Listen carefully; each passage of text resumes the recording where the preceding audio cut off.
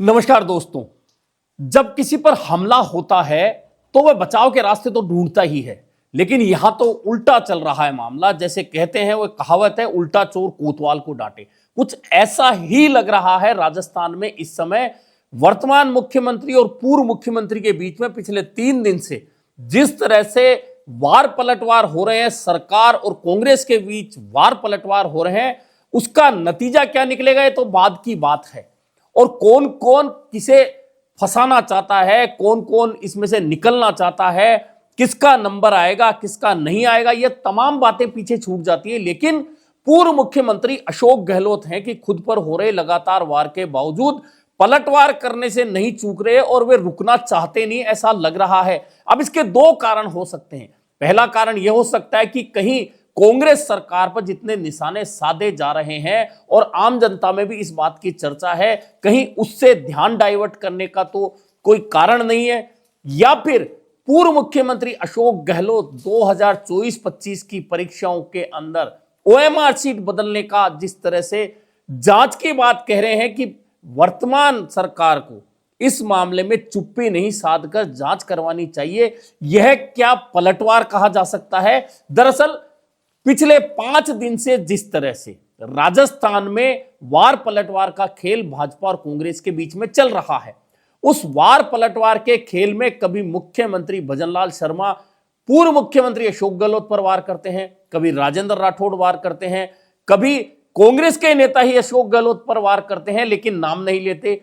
और अशोक गहलोत को जब चारों तरफ से घेरने का प्रयास हो रहा है, उस घेरने के प्रयास के बीच में भी कहीं भी विचलित हुए बिना अशोक गहलोत लगातार वह बात कर रहे हैं कि आखिरकार वर्तमान सरकार भाजपा सरकार 2024-25, क्योंकि 2023 में सरकार बदल गई, 24-25 में राज भाजपा का रहा है, 26 चल रहा है। और इस दौरान जो परीक्षाएं हुई और भाजपा सरकार दावा करती है कि हम जब परीक्षा करवा रहे हैं तो हमारे सिस्टम में कहीं भी कुछ भी लीक नहीं हो रहा, ना पेपर चोरी हो रही, ना गड़बड़ियां हो रही है। ऐसे में अब पूर्व मुख्यमंत्री अशोक गहलोत हमलावर हैं और उन्होंने फिर आज कहा है कि 5 दिन हो गए ओएमआर सीट में गड़बड़ी करने वाले कर्मचारी चयन बोर्ड के जो कर्मचारी पकड़े गए हैं, उसके बाद में भी राजस्थान की भाजपा सरकार ने रहस्यमय चुप्पी साध रखी है। अब अशोक गहलोत का यह कहना है, दरअसल भाजपा सरकार ने चुप्पी इस मामले में साध रखी है लेकिन बाकी मामलों में कांग्रेस पर हमलावर हो रही है। तमाम नेता जो भाजपा के हैं वह कांग्रेस के नेताओं, खासतौर पर अशोक गहलोत और गोविंद सिंह डोटासरा पर लगातार वार कर रहे हैं, लेकिन उन वार का सामना करने के साथ पूर्व मुख्यमंत्री अशोक गहलोत का जो अटैकिंग चल रहा है मामला, वह बड़ा विचित्र सा है कि कहीं आप पर आरोप लग रहे हो। और यह बिल्कुल सही है कि कांग्रेस सरकार के समय 2018 से 2023 के बीच में हुई परीक्षाओं में सर्वाधिक पेपर लीक की घटनाएं सामने आई हैं।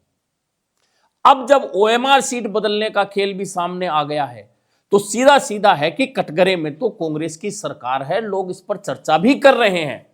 लेकिन क्या अशोक गहलोत उन चर्चाओं को दूसरी तरफ घुमाने के लिए अब वर्तमान भाजपा सरकार पर आरोप लगा रहे हैं? हालांकि वे कहते हैं कि मुख्यमंत्री जी, मैं आप पर सीधे आरोप नहीं लगा रहा, लेकिन अब आज सोशल मीडिया पर पूर्व मुख्यमंत्री अशोक गहलोत ने जो लिखा है, मैं वह आपको बता देता हूं। अशोक गहलोत ने लिखा है कि राजस्थान कर्मचारी चयन बोर्ड में ओएमआर सीट बदलने वाले गिरोह के पकड़े जाने के 5 दिन हो चुके हैं, लेकिन राज्य सरकार की रहस्यमयी चुप्पी है। यह लिखा है पूर्व मुख्यमंत्री अशोक गहलोत ने। इसके बाद वे लिखते हैं, हमारी सरकार ने युवाओं के भविष्य को सुरक्षित करने के लिए आजीवन कारावास, 10 करोड़ रुपए का जुर्माना, दोषियों की संपत्ति जब्त करने जैसा देश का सबसे सख्त कानून बनाया था। बिना किसी भेदभाव के आरपीएससी के सदस्य को जेल में डाला था। एक नजीर पेश की थी। हमने गड़बड़ी मिलने पर कभी भी जिम्मेदारी से पल्ला झाड़कर पूर्ववर्ती सरकारों पर दोष नहीं बढ़ा, बल्कि दोषियों पर सख्त कार्रवाई की। अब जो आरोप लास्ट की लाइनों में अशोक गहलोत लगाते हैं, वे कहते हैं कि अब जीरो टॉलरेंस का दावा करने वाली भाजपा सरकार बताए कि वह अपने कार्यकाल 2024-25 के दौरान हुई परीक्षाओं की निष्पक्ष जांच करवाने की घोषणा से क्यों बच रही है?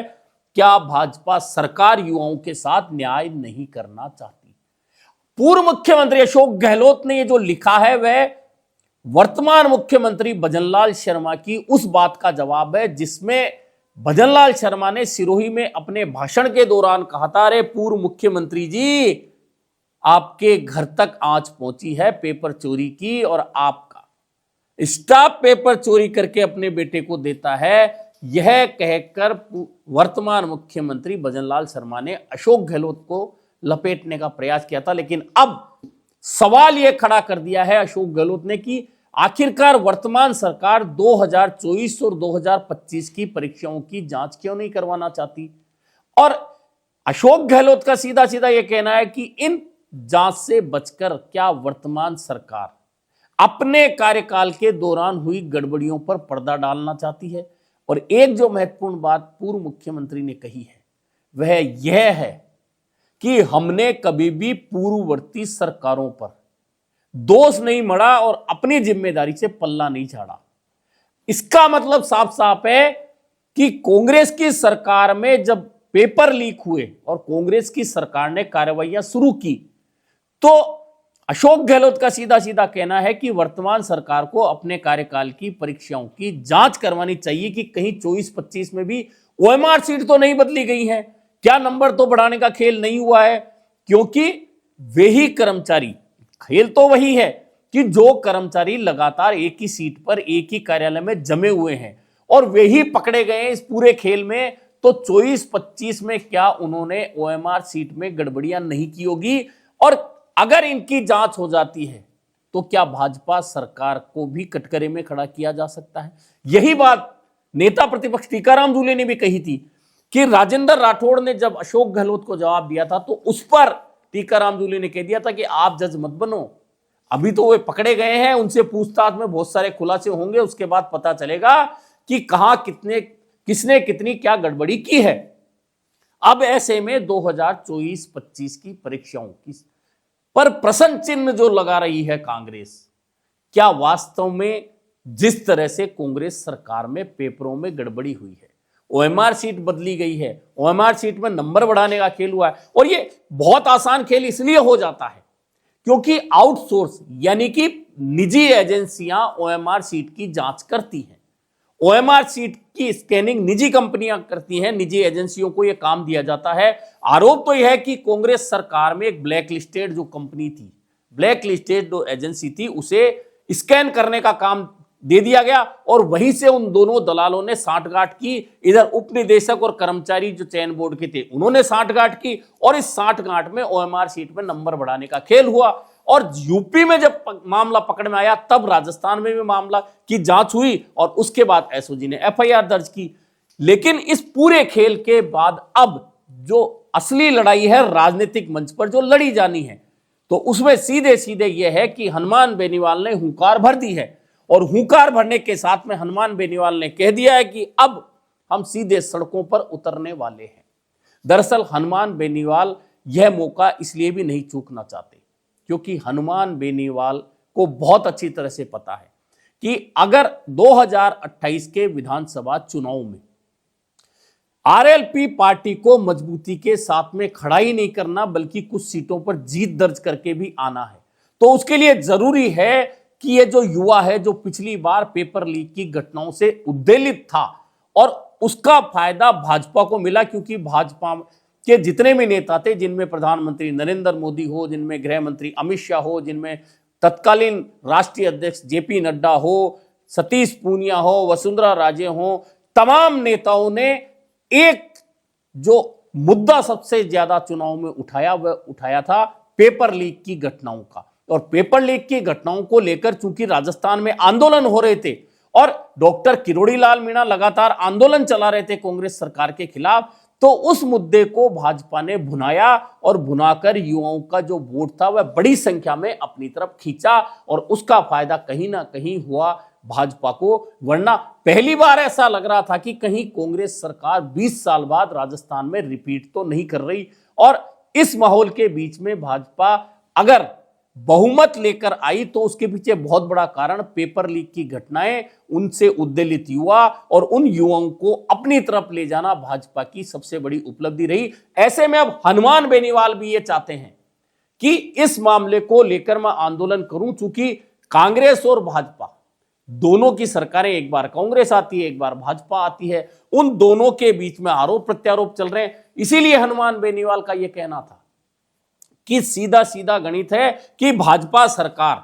आरपीएससी का पुनर्गठन की बात करती थी, कर्मचारी चयन बोर्ड की व्यवस्था सुधारने की बात करती थी, परीक्षाओं की व्यवस्था सुधारने की बात करती थी, लेकिन 2.25 साल होने को आए, भाजपा सरकार ने आखिरकार किया क्या? और भाजपा सरकार तो बड़े बड़ों को पकड़ने की बात करती थी, किसी को पकड़ा क्यों नहीं? सिर्फ उन्हीं लोगों को पकड़ा जो पहले से कांग्रेस सरकार ने पकड़े थे, उन्हीं पर कार्रवाई चलती रही। यह हनुमान बेनीवाल का कहना है। हनुमान बेनीवाल अब सीधे सीधे सड़क पर उतरने की तैयारी है। सड़क पर उतरने की तैयारी इसलिए है क्योंकि हनुमान बेनीवाल चाहते हैं कि अगर युवाओं के मुद्दे को भुनाया, चूंकि एसआई भर्ती रद्द होने से पहले हनुमान बेनीवाल का जो लंबा आंदोलन चला,